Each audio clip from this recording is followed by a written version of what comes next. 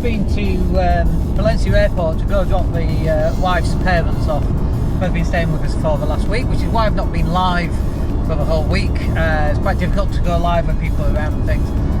But let's just talk about the cost of living, because obviously they live in the UK, and it's very interesting listening to some of the prices of items in the UK. I mean, it's just shocking.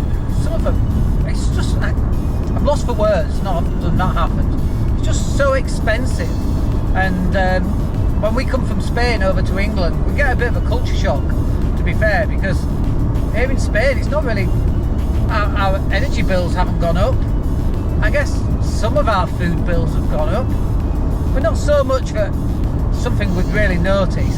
Whereas, well, I know, because I'm off to Leeds on Thursday, and I know that I'm going to land and I'm going to look at the prices of things, and then I'm going to collapse in a heap about just how expensive it's all gone. So it is a bit of a culture shock for us, because we come from Spain over to England and prices are drastically different than what they used to be before.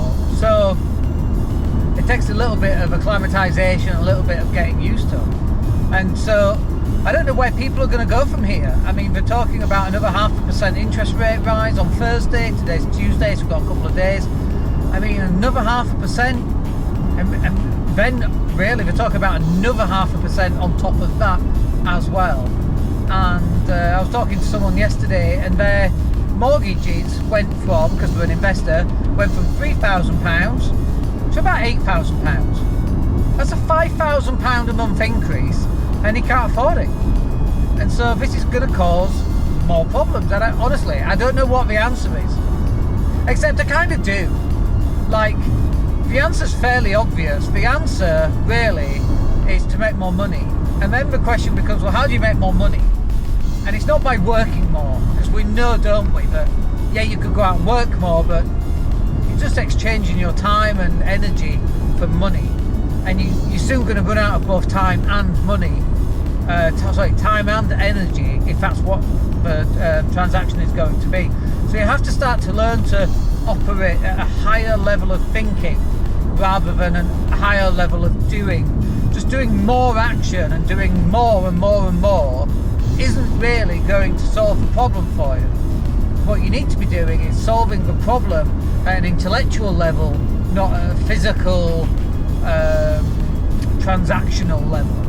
And so you need to start thinking about what are the training courses that you can provide, what are the other things that you can do where you get paid for the result, not necessarily for the time you've put into it. So I'm sure you've heard the old plumber story, you know, or the engine on a ship story is the one that most people have heard, actually. So there's a big engine on a big ship and they can't fix it, everyone's tried to fix it, and the engineer comes out and he fixes it. It takes him about 30 seconds and he fixes it, right? And then he invoices them £100,000. And the guy's like, but it only took you 30 seconds. And the guy's like, yeah, 28 seconds for tapping, 2 seconds for knowing where to tap.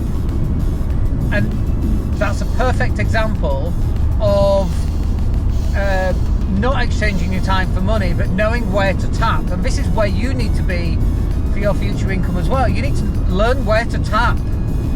What's going on in the marketplace? I mean, we had a long conversation, me and Graham, who works for me, he's like my number 2. He's in charge of delivery for all our clients. We're having this conversation around some of the old school type of videos that we used to do. And I actually started the conversation because I'm like, I actually don't like those videos anymore, and I think we need to come off those. And then we were talking about videos and video editing and images, and it's like, images work even less now. And so the type of images that we put out, that's also going to have to change. And actually our image graphic designers, they're probably going to spend more time designing YouTube thumbnails or TikTok thumbnails or Instagram, whatever that's going to be, than they are doing all the other type of stuff. Because the way that we're moving into this very quick consumption of very small pieces of micro content. And you know, when you're sat on the pot or you're in bed late at night, it's not the images that you're watching, you're not watching images on TikTok because it's a video channel anyway, but that's not what you're looking for. You're not on Instagram, you're going to Reels, you're not looking at images.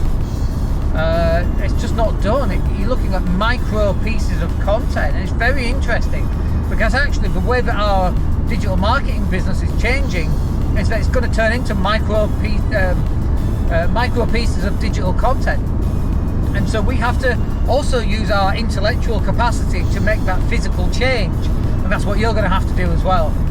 The old school way of making money is going to change. You know, you're going to have a plumber come in, and it's not going to be a plumber, it's going to be a robot, and you know, in 10 or 15 years we'll set the toolkit down. We won't even have a toolkit because we'll have hands that are tools. They're going to come in and we go, oh yeah, we're going to go bish bosh bish, and the little robot is going to change. And if you're a plumber, you're out of a job, and you're going to hire a car. You're not even going to hire the car, you're going to hail a taxi, and there's no driver in a taxi because it's a driverless car, in less than 10 years. And so the way in which we are going to be doing things, you're going to have to change the level that you're thinking in order to solve some of these problems, because we are heading towards Armageddon in terms of the way that digitalization of our activities as humans is going to fundamentally shift. And if you're not keeping up with that, you're going to have a problem. There's no question about it. Like, obviously, if that doesn't help you today, how do you go out and make more money? And you need to think about it based from an intellectual point of view. You see, in the olden days, most people would go, well, I'll start a window cleaning round. I don't know, for example. Well, think about this. I mean, have you seen the latest automatic window cleaners? You stick it on a window, and it sticks, and it just goes and cleans all the windows. I mean, it's just amazing. You may have seen this on the, what's it called? The Gherkin in London, that huge glass building. That doesn't have window washer men.